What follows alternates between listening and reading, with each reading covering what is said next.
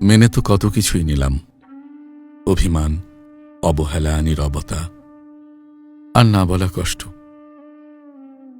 সবকিছুর সাথে মানিয়ে নিতে শিখলাম, নিজেকেই বুঝিয়ে চললাম। কিন্তু আমায় মেনে নিল কে? আমায় মেনে নিল কে? আল্লাহ বলছেন, টেনশন করো না, কষ্ট পেও না, তোমার রব তোমাকে ছেড়ে দেননি।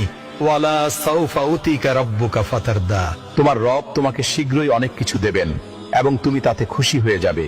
তাই জীবনে যত কঠিন পরিস্থিতি আসুক, হতাশ হবেন না। আল্লাহ, আপনি আমার গুনাহ মাফ করেন, ছোট গুনাহ, বড় গুনাহ, প্রকাশ্য গুনাহ, গোপন গুনাহ, ইচ্ছায় করেছে যে গুনাহ, অনিচ্ছায় করেছে যে গুনাহ, আল্লাহ সব গুনাহ আপনি মাফ করে দেন। ধৈর্য ধরুন। সৃষ্টিকর্তা যখন কারো কাছ থেকে কিছু কেড়ে নেন, তখন তার চেয়ে উত্তম কিছু দেওয়ার জন্যই কেড়ে নেন।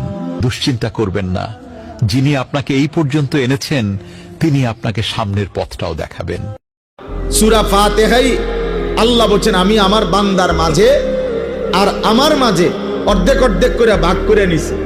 সূরা ফাতিহার মধ্যে মোট 7টা আয়াত, এর মধ্যে অর্ধেক অর্ধেক 3.5 3.5। আল্লাহ বলছে প্রথম 3.5 শুধু আমি আল্লাহর জন্য, পরের 3.5 আমার বান্দার দোয়া, যেটা আমি তাকে দেব, আমি তাকে দেব। আলহামদুলিল্লাহি রাব্বিল আলামিন, এটা আমার বান্দা আমার জন্য বলেছে। আর রহমানির রহিম, এটা আমার বান্দা আমার জন্য বলেছে। মালিকি ইয়াউমিদ্দিন, এটা আমার বান্দা আমার জন্য বলেছে। এলো 3 আয়াত। ইয়াকা না'বুদু, এই অর্ধেক, এটা